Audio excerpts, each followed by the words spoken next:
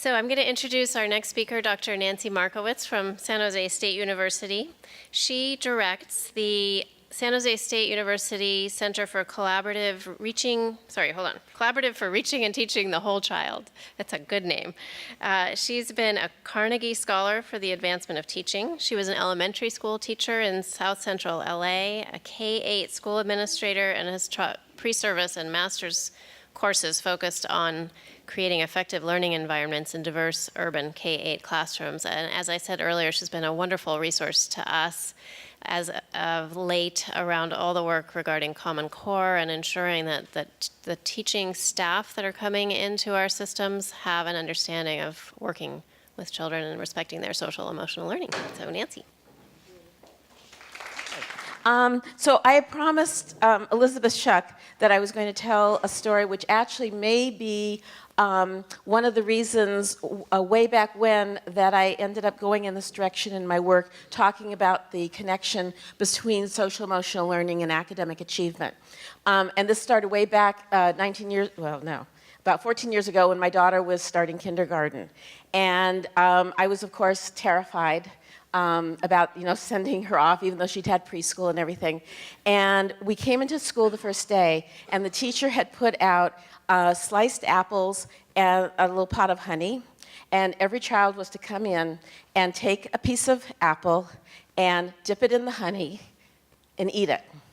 I start cracking up, getting emotional even when I think of it now. And this was, she told the children, this was because this was the start of their educational journey, because at that point, we weren't even thinking as much pre-K. It was K. And that this was the start, and that she wanted to start the year with sweetness that would continue on for the rest of their educational journey. And of course, I was like totally emotional, but also it helped my SEL, my social emotional learning, because I thought, oh my God, my daughter's in the right place here. She's in a good classroom, because obviously this teacher cares about the whole child. And so I tell that, and actually I did a workshop where apparently it really had an impact, and I just learned about that today from Elizabeth, which was extremely cool. So what I'm going to talk about is kind of carry forward on, teachers are now at pre-K up through 12 being expected to implement Common Core standards. And what I have seen is a real disconnect in people's understanding of, there's Common Core over here and all these expectations for academic achievement, and then there's SEL over here that's getting a lot of attention. What I'd like to do is help you think about the connection between the two, because in fact, without attention to the social emotional learning skills, not going to be achieving academically. And I think Dr. Thompson it was wonderful listening to him talk and hear about the connections that he made. So I'm just going to give you yet another frame to think about it. Okay, this way, I can do it. Okay, so first of all, just a little background on the collaborative that we started at San Jose State, which is our goals for the collaborative for reaching and teaching the whole child is to integrate social emotional learning into classroom practice. So we're not talking about a separate program. We specifically did not want to develop a separate program. We wanted to figure out what does it look like in literacy, what does it look like in math, what does it look like in science, et cetera, to include what social emotional learning skills are needed in order to succeed in the academic skills. And so we wanted to connect with Common Core. We also wanted to create an effective learning environment where students experience academic success because we're attending both to the SEL and the academic skills. And we're very interested in creating a pipeline of highly experienced teachers who have these skills. So we're really focusing in our collaborative on pre-service preparation. But guess what? When you do that, you're interacting with the schools. And that's one of the ahas that we like to make clear out in the field, is that because we're working with cooperating teachers, we're working with administrators when our student teachers are out in the field. So right from day one, as they are preparing to be teachers, they are also impacting kids. And that leads us to providing ongoing support for teachers in the field and actually administrators as well. So why is this work important? And I think I can't do much more than what Dr. Thompson did, but I'll just give my own little piece anyways. So lower absenteeism and fewer suspensions, you've seen that in the news. It's a huge issue, and people are trying to deal with it. Kids in Common's been doing a lot of work initiatives on that. And attention to social emotional learning addresses this absenteeism and suspension issue. Fewer disruptive behaviors, because you're attending to it. And again, you've heard a lot about that this morning. Increased attention, a sense of belonging. One of the things we know is that we have a lot of kids who leave school without finishing high school. They don't feel like they belong. They're not connected. And that starts way back in pre-K and continues on. And I think the early years really set that environment of like, there's community, I matter, I belong, it matters that I'm here. Reduced problem behaviors, and you heard some about that. And increased engagement in learning. If you're not engaged, you're not going to be learning. So what we did was, and this is related to the folks who just spoke on PBIS, we're talking about a common language. We have felt the same way, that a common language is incredibly important for teachers to have if we're going to make a difference. And we're actually going to get this to spread the issue of social emotional learning being part of what we think about as teachers and as administrators. And so we at San Jose State in our collaborative decided, after looking at a lot of different ways of slicing and dicing it, and there are lots of wonderful categorization systems, we decided to go with CASELS, which is the Collaborative for Academic, Social, and Emotional Learning. If you haven't looked them up, look up casel.org. And it's a wonderful set of resources. And they divide it up between what's inside, so the self-awareness and self-management skills, and then the social awareness and relationship skills. And again, it's just different wording, kind of different ways of talking about it, but it's very, it's what Dr. Thompson was talking about earlier. And then the responsible decision-making that ensues when you've got that going. So then our challenge has been to take this framework and say, okay, for our courses at San Jose State, what do we want to have in the courses that addresses those dimensions? So what do SEL skills look like in math? What are needed? What are needed in literacy development? What are needed in science development, et cetera? And the other thing that we came to realize, and something I really want to stress here, is that when we're talking about social emotional learning skills, we're talking about the teachers as well as the students. And I was really glad to see that brought up by the principal at Laurelwood, because that is so important. Teachers are under an incredible amount of stress, and I'm actually going to take a moment at the end, I hope, and make a connection to SEL for teachers as well. But we decided that we wanted to create a new acronym, because in education, why not, right? But it's social emotional dimension of teaching and learning. And we did that very specifically to say, we're looking at teachers' own development of social emotional learning skills that are needed in order for them to then create and manage an effective learning environment and create a safe environment for kids and a productive one for learning, and then also to be able to increase the teacher's ability to foster social and emotional learning skills in their students. But what we didn't want to do was say, we got to do this to the kids, because it's not just that, it's interactive, and I think you've gotten that a lot this morning. So I just want to share with you briefly the connection between Common Core in literacy and math and SEL skills. So this is a lot of words on a page for a PowerPoint, but you can see, and these are just samples of Common Core standards that we picked out in literacy. And so you've got participate in collaborative conversations with diverse partners.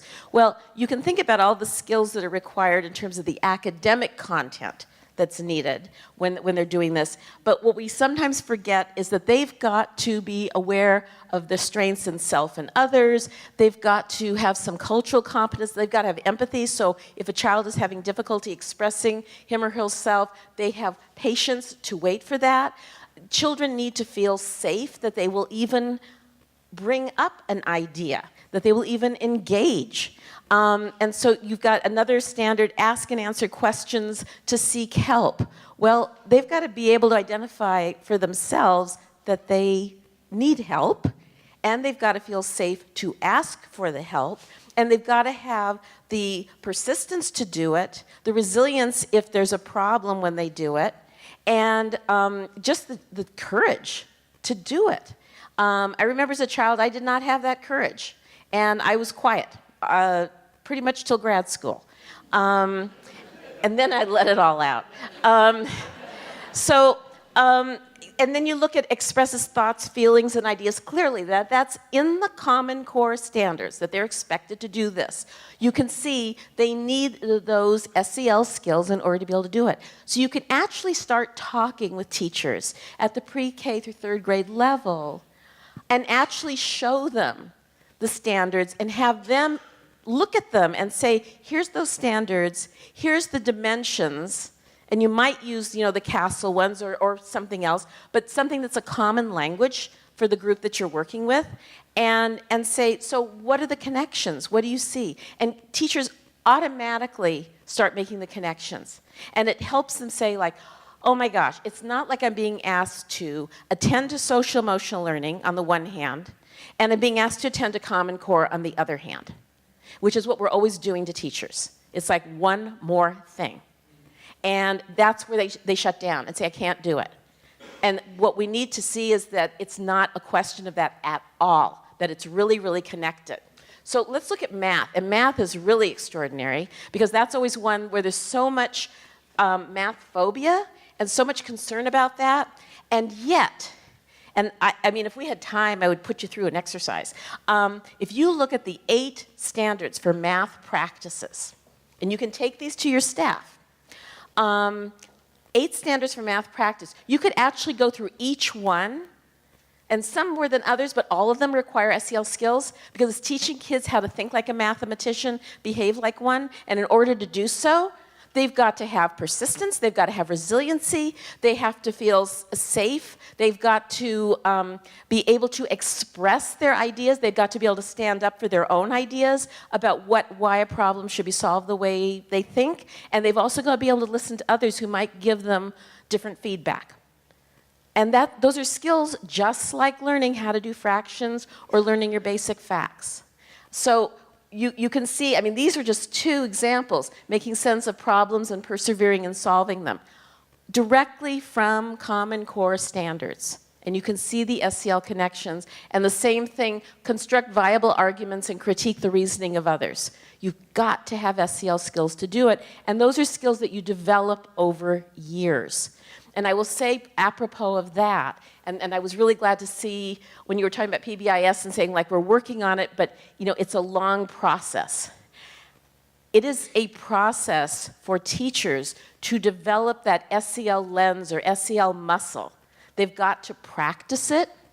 And that one of the things we realized in our collaborative is that we started developing written teaching cases and videos that teachers can use or administrators can use to look at and ask questions about it and use an SEL lens to examine it and examine educational practice from that perspective.